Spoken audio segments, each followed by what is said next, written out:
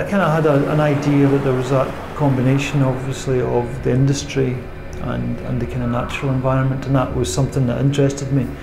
I kind of prefer places like this where there's actually a bit of an edge to it, or a bit of a maybe even conflict at times, instead of being out in a kind of perfect sort of natural, more natural environment.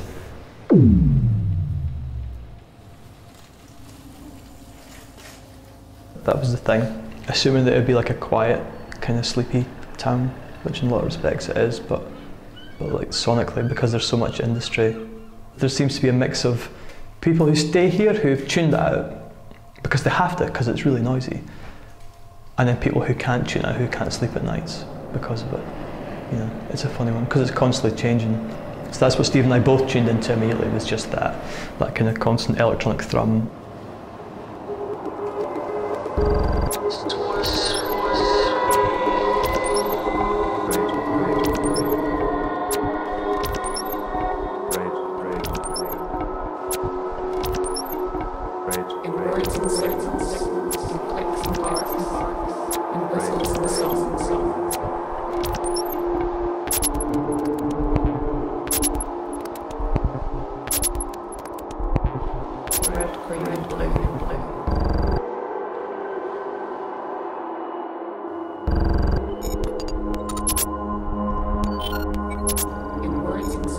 As soon as I saw advertised, I thought that's the one for me. If I had to write that brief or that advert, that would be the residency that I would, write. So to me, it was just perfect. I do a lot of work with a gallery called Rico in Glasgow, and we did a project with IOTA, Inverness Old Town Arts, last year, where we painted a bunch of art cars. So I'd heard about the residency then, and because it seemed to be that perfect mix of kind of audio and visual work, I thought it'd be an incredible opportunity.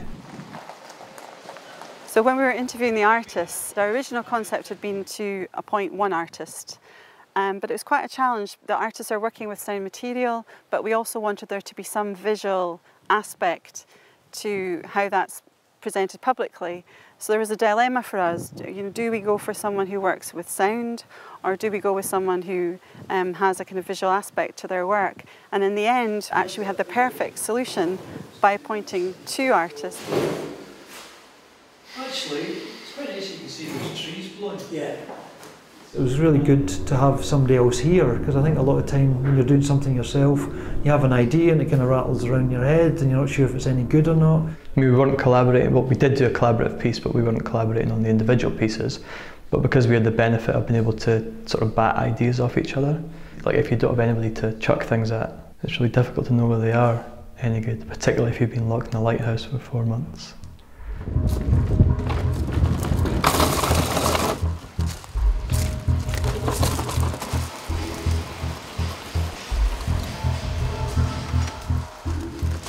I think when I decided to apply for this residency, I started looking at some of the papers that had been written about the sort of interaction between the pile driving and the sea mammals. So I guess when we started making a few underwater recordings, when would that be? Probably back in about, early 90s. We were just using cassette recorders.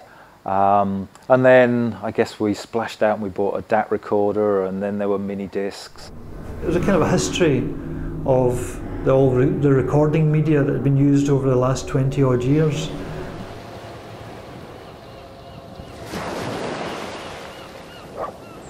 I suppose the first thing, similar to the acoustic environment you can hear with your own ears, the underwater stuff was incredibly electronic as well. The sort of jackhammer, seismic booms sounded like bass drums, like they're ridiculously electronic.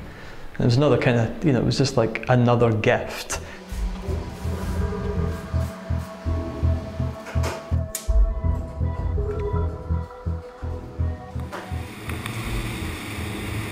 Mark and Stephen had the chance to go out and do bits of field work with some people, get out on the boat. The first trip that we went on was to Inhabit, which is just a tiny wee island between mainland Orkney and Rousey. So you start off on a ferry, then on a like a fishing boat, then on a dinghy, and then you're dropped off. And it looks like there's nothing there basically, you know, but when you then get up close to it and start to sort of tune into it in particular, you start realising that the place is actually teeming with life, you know. We spent quite a bit of time just recording on digital recorders, but I suppose the trip made me think about how interesting sound was in its own right, or whether it was interesting in its own right. That's the kind of thing about all that work. It's you know, from my perspective, it's trying to find a way to present it in a different way, in a more, I suppose, like a more kind of emotional way. Because their work exists and it's fantastic, and the idea of us being here, to a large extent, was to try and take their work to a larger audience.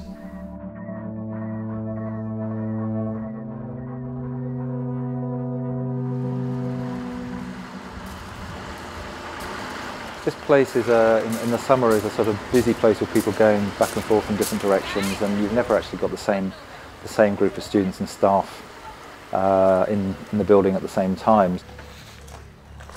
There was one day I was having coffee with them all, and I kind of realised that there was so many different accents floating around. You know, it was kind of like, well, actually, this is interesting. You know, like this group of people who are doing the research. So I wrote a poem which was just trying to sum up my experience of being here. And what I then did was, as a way to bring the researchers back into the mix, I sat them down individually and got them all to recite those words and recorded them. A sky too bright to navigate, sodium lights, a sky filled with sodium light. So I cut up, I made a kind of sound spoken word piece called Scar History. It's kind of interesting how he'd kind of picked up on particular phrases that people might use, or particular names of, whether that could be study populations or places that we go and work, and kind of woven those together into a series of lines. That's the main soundtrack for the first room of the installation, and that's the one that I'm kind of proudest of. This bright saturates. These booms reverberate.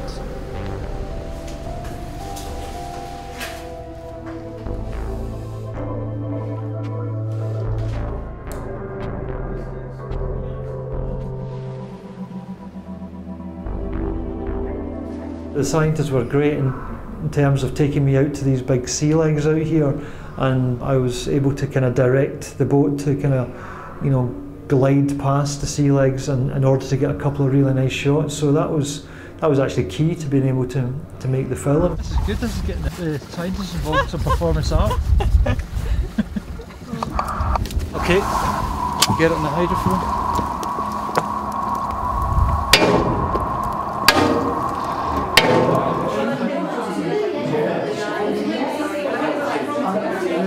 Mark and Stephen, when they first came, we arranged the public talks. And then there was a moment several months into the residency where the public was able to hear how ideas were progressing. But that wasn't just about introducing Mark and Stephen's work, that was also about forming relationships and connections.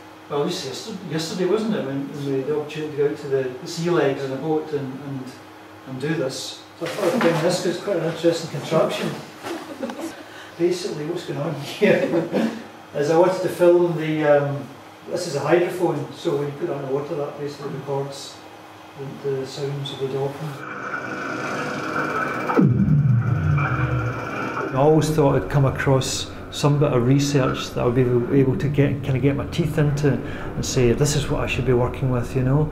But it kind of wasn't really like that. It was more like lots of little bits, and I was kind of filming as I was going and not really sure how all the bits would go together. And then as I started editing, I was like, well, that doesn't work, but these 2 or 3 bits do work. Therefore, I'm going to have to kind of continue this line of style, in a sense, of filming, and take these bits out. But these bits I took out then became sort of small films, you know, in their own right, 1 and 2 minutes long. It's kind of interesting because, like, when you actually put the real sound to it, it kind of flattens it. Do you know what I mean? And that's the kind of problem I've been having. I've kind of been watching these and I've been putting sounds to them from the environment, and sounds just haven't been transformed enough. I'd seen Stephen, the Apples of Energy, perform in Glasgow a couple of times, and I'd downloaded his EP, and I thought, well, it's something like that guy Apples of Energy does. So I put the headphones on just to kind of see how his music would work with the film. And as soon as I put the headphones on and looked at the images, it completely elevated the film into a different realm. I was just like, that's amazing. That's, you know, that's what I need. Works very well with this kind of footage.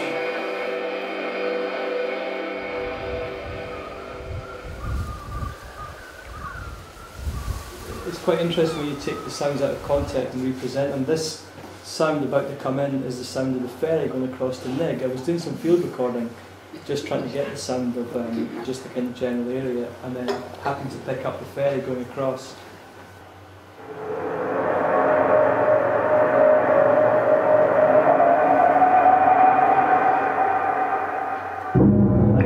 Then use it in a musical context as if it was an instrument.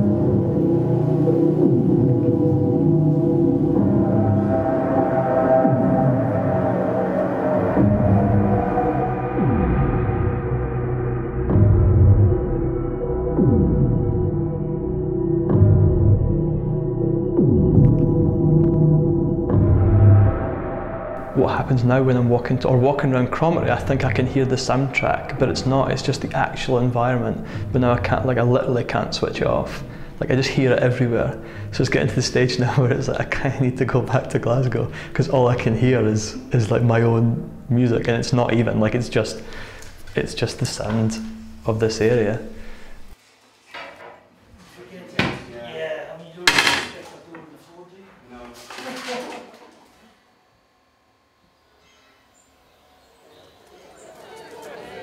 The exhibition opened on Saturday night and we had over 130 people who came, and that was a fantastic mix of people, from literally the people who live the house nearest to the lighthouse, who have been living here for 18 months and have never been over the threshold of the lighthouse, to people coming from Glasgow and right across the kind of Highlands as well.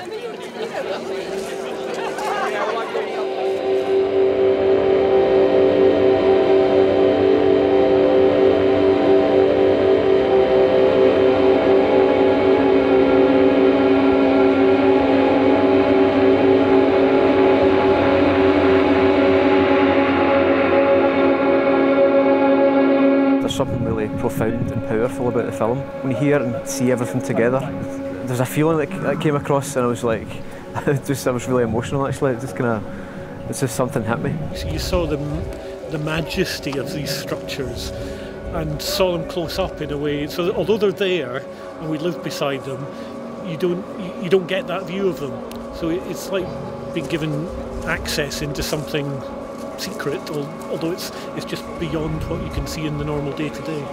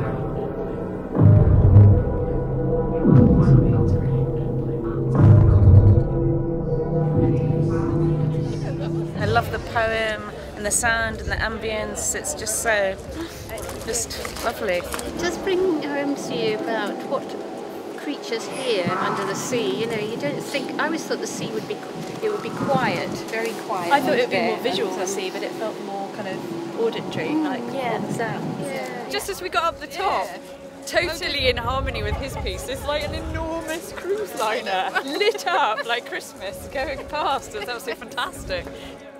It was great to see so many people come through the gate, and particularly when it was part of other projects. I mean, it gave us an excuse to get some of the school children in, whether that was the kids from primary or some of the arts students from Fortrose. Working with the high school has been incredibly important to us to maximise having access to artists of Mark and Stephen's calibre, and also to provide an opportunity for young people to experiment, to do things they might not all normally get to do.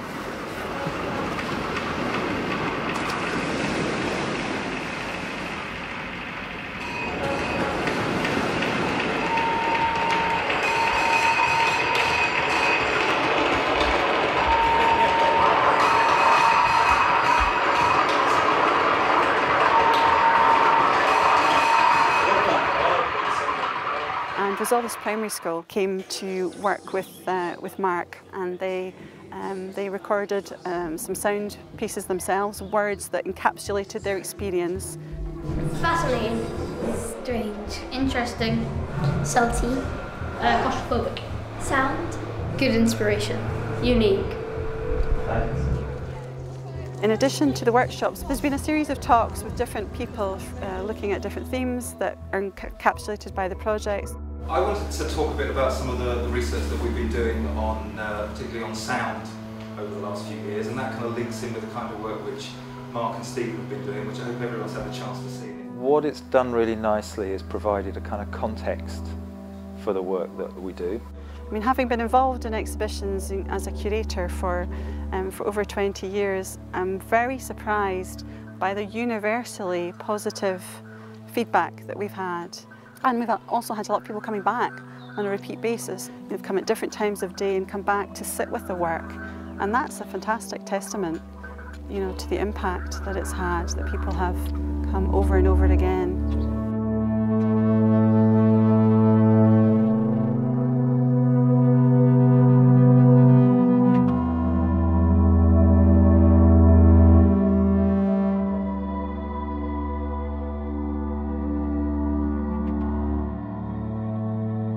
It almost will make us all listen in a different way, listen more acutely. So even on a personal level, I would say that I'm now observing my kind of physical environment here in a way that I perhaps just let wash over me. It's almost like they've sharpened the focus of the surrounding environment. And I think that's the same for a lot of people who've been to visit the exhibition.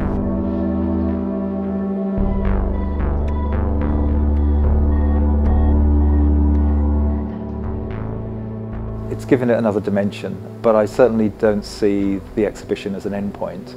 I've already started thinking about ways in which the material from the exhibition could just be presented to other audiences as it, almost as it is, but also ways in which we can incorporate it in other things, and perhaps exploring the process of how art and science can work together, and some of the opportunities and challenges that you face in doing that.